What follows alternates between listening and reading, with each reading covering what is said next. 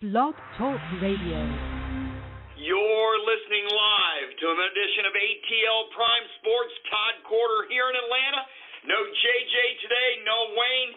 It's me and Mark Mancini. Mark producing the show and co-hosting from Los Angeles. You can get a hold of us all at ATL Prime Sports. Myself at Quarter Todd, JJ get you one. Wayne at RWY Jr. and Mark at Mancini Media. Our special guest today is LeeAnn Herring. She is the Director of Recruiting at the Rebel Walk. She's also the Senior Editor of Main Event Sports Radio, and she's also a content writer and covers the National Football League. And LeeAnn, thank you so much for coming on the show today. Really appreciate it. We'll go ahead and get started with our first game. The Dallas Cowboys tomorrow night at Tampa Bay. Dallas, Dak is back after his injury last year. The defense was atrocious. Now they're playing the Super Bowl champions and the GOAT in Tampa Bay. Big task for Dallas. They're an 8.5-point underdog.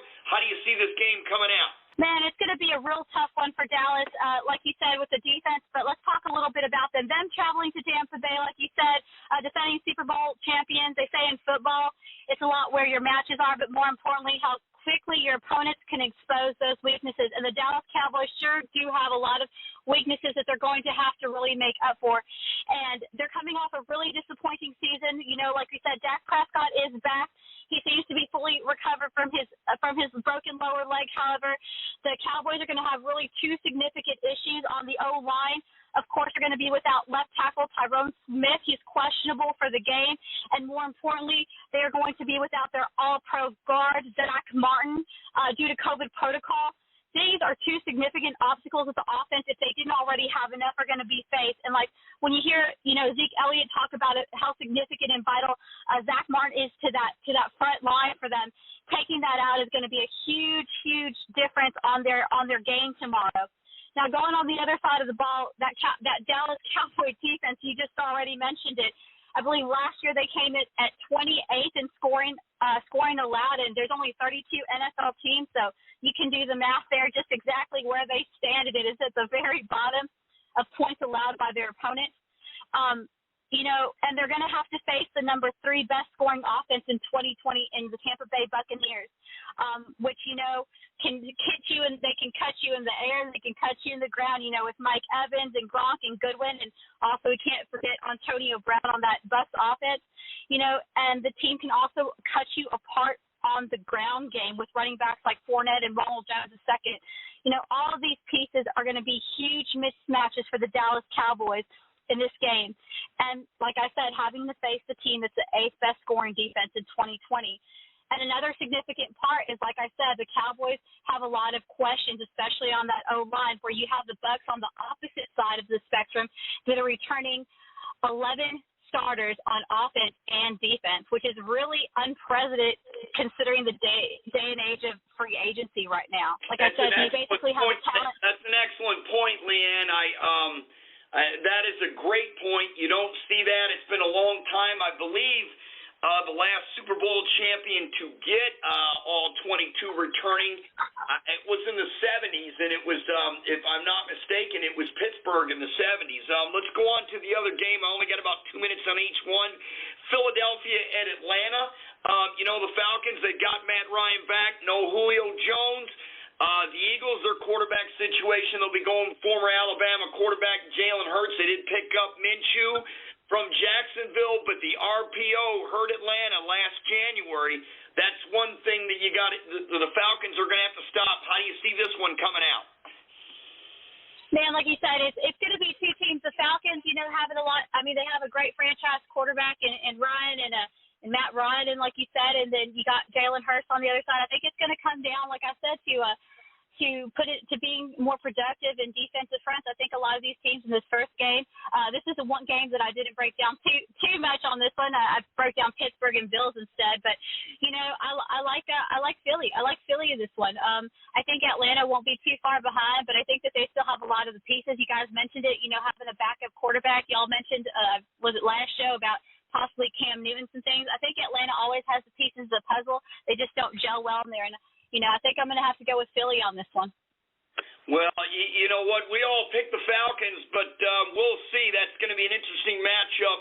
Darren Sproles is going to be a handful to stop. Let's see if the Falcons can stop the 35-year-old running back, and let's see if that Falcons offensive line can keep Matt Ryan upright, because that O-line gave up over 40 sacks last year. Let's go on to the Jets and Panthers. This is the Sam Darnold Bowl. It'll be Sam Darnold versus his old team, and the Jets, they've got the number 1 pick with Wilson at quarterback. How do you see this one shaking out?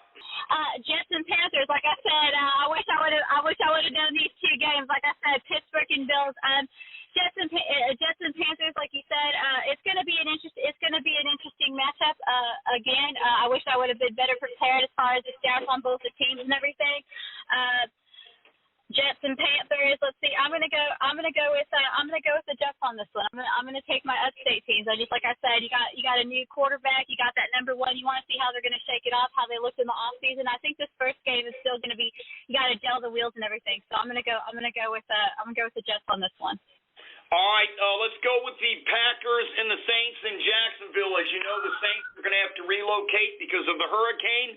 They will not be able to play it in the Superdome. The Saints have a new quarterback this year, Jameis Winston. He came off 2019 throwing 30 interceptions to Tampa Bay. His last pass that season was to an Atlanta Falcon for a pick six, which ended the season. Jameis Winston will be the Saints quarterback. No longer Drew Brees is there for the Packers. We know who they've got. They've got Aaron Rodgers, and this is a huge game. A lot of expectations in Green Bay. Your thoughts on this? I think this is another, for both teams, it's emotional. It's going to be one of those emotional games. Yes, you have all the football changes in both of them, but, the Packer with Aaron Rodgers especially, they've had an uphill road as far as, keeping him and those things. So I think that's going to be an interesting thing to play out. I'm going to go ahead and go with the Saints on this one. I say this is a real emotional game. I think the Saints always play well, especially given the fact that everything that's gone now with NOLA, with Hurricane Ida and all that. The Saints usually are a good team to rally on. And Jameis Winston last week really showed, that kid when, people remember him, of course, for his highs and stuff, and of course, some of those things off the field. But I think he's finally come into his own, and I think he's found it with the Saints. And I think they're going to gel really well, and he's going to carry that team. So I'm going to go with the Saints on that one. All right, we'll go now to before we go to the Steelers and the Bills. Aaron Rodgers needs 10 touchdown passes this season to move into 5th all-time. He currently ranks 7 at 4-12. We'll see how many games it takes him to get that. And then we'll go to our last matchup, Pittsburgh and Buffalo. Buffalo, a 6.5-point favorite. There was questions whether T.J. Watt was going to play, but according to Mike Tomlin, he expects him to play. He has been practicing with the team. He's been at camp due to a contract situation. They're trying to re-sign him, but he's been there individually working out. He's in great shape. Pittsburgh, the big 6.5 dog, like I said. We all know about the great quarterback of the Bills, Josh Allen, but this is Ben Roethlisberger. He's 40 years old. He's got a sour taste in his mouth after getting eliminated by Cleveland last year. A lot of folks don't agree with me, but I see a resurgent Pittsburgh team that has a very good defense, and they're going to get after Josh Allen this Sunday. What do you think? I'm right there with you. Like I said, the Steelers may be on the road traveling to Orchard Park. The Steelers started out 10-0 last season. Down the stretch, they went 5-6, and like you mentioned, that Cleveland Browns game in the opening round of the playoff, losing to them left a real sour taste in their mouth. They are going to have a significant loss at one of their two linebacker spots. They lose Bud Dupree, of course, to free agency to the Titans. You talked about T.J. Watt, but it looks like they're going to be their only proven pass rusher. And as we all know, the Steelers have always been known over the last, over 20 years since they were under Coward, when they had Kevin Green, the Hall of Famer, and Greg Lloyd out there. They've always been known to always have those dynamic pair of outside linebackers. So it's going to be really interesting to see that shift that they're going to make on defense with T.J. Watt being, the only proven outside linebacker. But I think that they're going to adjust real well. And like I said, when you play that 3-4 defense, you want both outside pass rushers to combine between 20 and 24. And, we talk about that defense, but we also need to talk about the Steelers' upgrade on that offense. When they went out there and they got one of the best running backs last year in the draft in Najee Harris out of Alabama, I think that's going to make them more productive. And it's going to be a big boost because, like I said, last year I believe they were the third worst run offense in the NFL. So, and they do bring that scoring defense. So I think this season they bring a lot, more balance. And you got the Buffalo Bills. You said it. It's all about progression out there in Orchard Park. They took a huge win. They took a huge step in the program, winning their first divisional since '95. Josh Allen took an extremely productive progression. First 2 seasons he went 60 per completion and then last year 69 completion, 37 touchdowns, 10 interceptions. And also the Bills' production on defense is one of the best in the NFL. And the question here is, can the Steelers put enough pressure to keep this game close, and can Ben be able to, be productive behind that rebuilt O-line and make enough plays to pull it off in the end? And I think, like you said, I think that the Big Ben's got a chip on his shoulder. I think that the Pittsburgh Steelers have, put some key components in upgrading on that offense and becoming more balanced, not in just the pass, but in the run. And I think that Ben Roethlisberger showed last season how well he plays in the beginning of the year, and he looked really good on off season. So I know that the Bills are favored, but I'm going to take the points, and I'm going to go a bit of a shocker here, and I'm going to take the Steelers on the road by 6.5. Well, you know what, LeeAnn? Pittsburgh's only had 3 coaches since the early 70s. So this is a franchise that gets the job done. Chuck Noll, obviously, Bill Cowher, and now Mike Tomlin. I'm with you. I think Pittsburgh gets it done, and I know our producer's with you too. He's a Pittsburgh guy. So we'll see about that. We'll see about all these games, and we'll see if the Falcons get off to the right start here against Philadelphia. It'll be an interesting matchup. They're all very interesting matchups. Thanks so much. You did a great job. Thank you for coming on the show today, and we'll talk to you down the road. We'll talk to you about Ole Miss. We'll talk to you about recruiting, and we'll get you back on in the near future, okay? Sounds good. I appreciate y'all.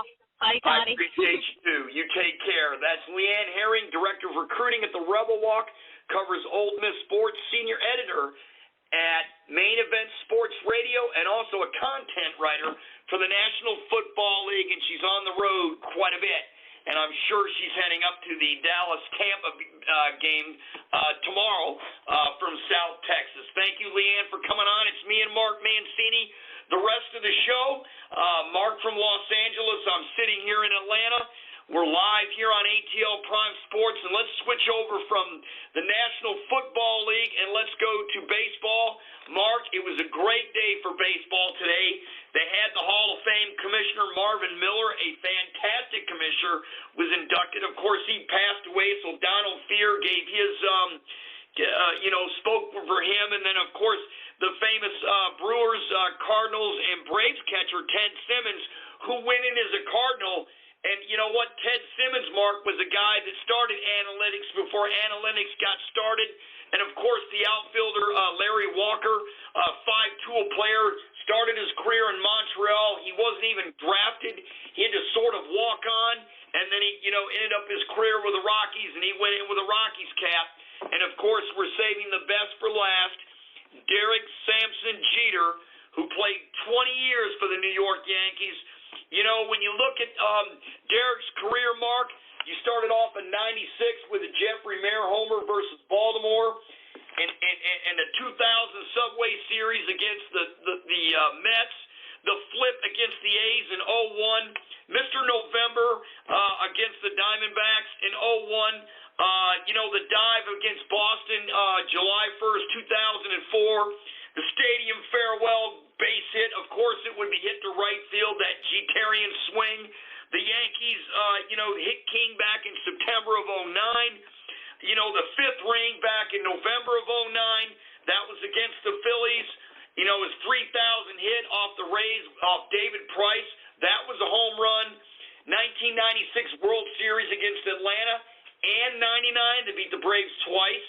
When I think of Derek Jeter, Mark, and I read all these big moments, I think big-time player, big moments, probably the best clutch player I've ever seen to play. Ever see anybody play this game? Your thoughts? Well, I'll tell you the most iconic play that Derek Jeter ever did was, I think, in that 2001 American League Division Series between the Yankees and A's. Right. Oakland held a 2-0 lead in the best of that 5 series, but trailed 1-0 in the 7th inning. When it was known as the flip, when Jeter kind of flipped around and got Giambi coming across, I think that was the most defining play ever for a shortstop in a game like that. And you're right, Derek Jeter. And I've seen quite a few great shortstops over the years, the Ozzie Smiths, and we can, Gary Templetons, and the list can go on, the Bucky Dents. But boy, Derek Jeter had to be unbelievably one of the best I ever saw. Well, I mean, Mark, all the moments, the clutch, when the game was on the line, I never saw a player come through like Derek Jeter. And you and both of us have mentioned the flip against the A's in 2001. They were wondering if Jason Giambi was out. I have no doubt Posada made the tag. I mean, to have the instincts to make that play, to come from the shortstop position, come between the pitcher's mound and first base, and down the first baseline between home plate and first base, get the ball and flip it, seeing the throw coming from the right field corner, from Paul O'Neill, that happened to be the last year of his fabulous career with the Yankees, just to be able to have the instincts to pick it up on the one hop and flip it for Posada to make the tag and the plate. I mean, he's just clutch. I mean, we could do a whole show on Derek Jeter, diving in the stands against Boston. We mentioned that. The Jeffrey Mayer home run. I mean, Mark, it's just incredible. And Mark, the way he carried himself in New York, he didn't have one controversy. Not one. Not one. He was pure class. His speech today was tremendous. He thanked his family. And, he emphasized his family in the speech. He said he learned all about baseball from his father and how to behave on and off the field, and I thought it was a wonderful tribute. Well, I know the time I interviewed him, and the one thing that I pulled from it was he said there's 2 roads you can travel and write. I like to travel the one that's, a lot of people don't travel down. And I think when you see what happens when you're given big money, a lot of things can change you, But this guy was, he was a determined individual who was grounded. I mean, he, when you look at the Yankees back then, you looked at Joe Torre managing them.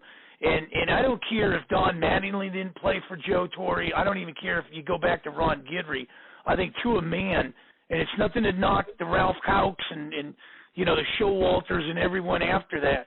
But, when I look at Joe Torre, I think he was the calming influence with the Yankees, and it just carried over to the field. And when you saw all these guys like Mariano Rivera and everything, they just had a calming effect. They just, the earplugs in the ears, the ice in the veins, and they looked at the naysayers like pylons. They just went around them. No doubt about it. I mean, that was an organization, that carried itself with nothing but class. I mean, George Steinbrenner expected the Yankees to play hard, whether it was Game 3 or Game 158. He expects the players to go in, look like ball players, shave. Derek Jeter wasn't shaved today, and he said, and they asked him, he said, you always shaved your whole life, and you always wanted to play for the Yankees your whole life. And he goes, I know. I had to shave every other day with the Yankees. If I didn't, I would hear about it. They said, well, why the beard now? He said, COVID. I just got lazy. I just laughed. It looks like he kept it. And now with his career with the Marlins, I mean, wow. I mean, they made the playoffs last year. It hasn't been a good year for Miami, but I expect that franchise to get better. He's doing a good job. They're getting younger players, and they have an excellent manager, Mattingly. You just need the horses to win. Well, not only that, when you look at it, I think of Magic Johnson, who was a great basketball player, in the NBA, and then he became a coach, and he couldn't get the people to buy into the system. And the first thing when I look at Derek Jeter down there in Florida, you're expecting the Marlins to be, on the top of the standings here, and I know they had a nice run last year in the COVID year, but I just don't understand the players not buying into a system like this. You can absorb it like a sponge when you learn from the Magics, when you learn from the Jeters. I'd be sitting in this guy's office, at least 3 days a week to try to learn more and more and more to be a better ball player. And it's a different ball player, I think, today than it was when these guys played. And it's sad because you can take that and run with it and build on that. Well, there's no question about it. I mean, Derek Jeter, just the way he carried about himself, how he went about in his own business, and he was in charge of that clubhouse. He swung a big stick. It was a silent stick. He was the leader of the Yankees. He was the captain, and the Yankees don't give out captains like they hand out candy. I mean, they don't. And the way, gosh, he got a standing ovation in Fenway Park in Boston. The Red Sox fans, they hate the Yankees, but he carries himself with such class. They can't hate him, and they gave him a standing ovation. Right, and that's the thing. And when you look at guys that have played in New York, you think of guys that couldn't survive that New York limelight. Case in point was Ed Whitson. When you looked at, the late Hideki Arabu, I mean, these guys just couldn't grasp it. And it's sad when you come to the Big Apple, it swallows you, it eats you up. And we've seen this even in hockey. Jaromir Jagr came to from a small city in Pittsburgh to the Rangers. And then some can grasp it, but then the others, I don't know what it is. I haven't quite put my finger on it. I don't know if it's the bright lights, big city, and you get more money, but they seem to get swallowed up like in a manhole or something. Well, you know what? It was a great day for baseball. There is a lot of pressure playing in New York, and the way Derek did it is the way all players should do it. And, to win 5 championships in your career, and you won at 96. You didn't win at 97. You lost to Cleveland in the division round. You won it 98 against San Diego, 99 against the Braves, 96 against the Braves, 2000 in Subway Series against the Mets. I remember when Steinbrenner was, really nervous, and Jeter said, George, he goes, boss, we got this. We got this. And sure enough, his home run there in Shea Stadium set the tone for the series. They did lose it in 0-1 against the Diamondbacks. That was the 12-time bouncer off Mariano Rivera that won it for the Diamondbacks, and they had Schilling, and they did a great job, Schilling and Randy Johnson on that team. And then, of course, 03 the Yankees lost to the Marlins, and Miguel Cabrera, who came up and was a rookie and came up and had a great series. And, of course, they won it in 2009 against the Phillies. Let's move over from the AL East and Derek Jeter to the NL East and the hometown Atlanta Braves. This race is turning out to be a really good one. 2 in the loss column. That's all that separates the teams. And, we got about, 20-something games to go and change. And the Braves have done a really good job of weathering the storm at the top of the lineup with Ronald Acuna out. They stuck Ozzie Albies there, and he's been fantastic. The Braves have 6 players with 20-plus home runs this season, and all 4 starting infielders have 20-plus. Freeman, Albies, Swanson, and, of course, Riley. They all have 20-plus homers, and, they've just done a really good job of getting Jock Peterson to fill in. He's got like 16 or 17. They've done a good job piecemealing the lineup in Acuna's absence. Well, I do, but I said this before in quite a few shows, and I'll stick with this. The advantage the Phillies have is they don't have to come out to the West Coast again, and the Braves just came back from the West Coast, and it was kind of dismal getting swept by the Dodgers and pretty much splitting with the Rockies there. But, they go right back out in another week or so. They'll be going to Arizona, San Francisco, and San Diego. So the Phillies can, kind of beat up on these Colorados and, the Chicagos and the Orioles and get the Pirates. But the last week of the season, if the Phillies are within striking distance, they can kind of control it. They'll have the Mets and the Braves there. So I think the Phillies are sitting in a great position now. The only question is, do they have the arsenal to take out the Braves if the Braves have to go 3,000 miles to the west again? Hard to tell. Does Philadelphia end the season against Atlanta? Is that right? I believe they do. I believe they do. The Phillies are 3 back in the loss column. Atlanta's 2.5 ahead. That was my mistake. I thought it was 2 games. But, we talked about the Atlanta bats, but the pitching with Charlie Morton, they just signed him to an extension. Max Fried doing well. Drew Smyly doing well. Yona coming back from his injury. And, Ian Anderson. So, this is a team that Atlanta happens to win this division, and they're far from it.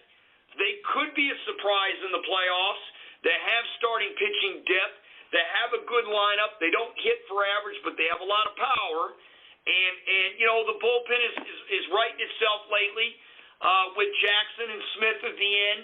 So, this is a roster that if they do get in the tournament, Mark, they could do well, and we'll have to see. I'm really excited. Like you mentioned, the Braves, they got that big road trip, and they've got 2 with Washington, 3 with Miami, 3 with Colorado, then go to Frisco, go to Arizona, go to San Diego. Yeah, right. That'll be a big West Coast trip. They do end the season with the Mets. They do have the Phillies on the 28th, 29th, and 30th. Right. And they do have the Mets on the 1st, 2nd, and 3rd of October. So we'll see how it works out. Those 6 games are huge. They're all huge now. They all count equally. And it'll be really interesting to see where it all shakes out. We're kind of counting out the Mets. They're 5 back in the loss column, 4 in the standings.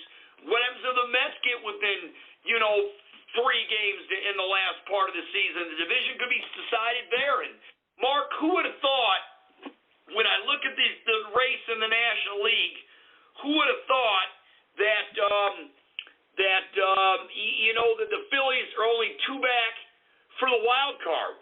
That's the stunner. I mean, one of these 2 teams, Mark, if they don't win the division, they can still win the wild card. I mean, San Diego and Cincinnati are virtually tied. San Diego's up on a 1 on the loss column. Heck, St. Louis is only 3.5 out of the wild card, and the Mets are the 4.5 out of the wild card. This is far from decided, my friend.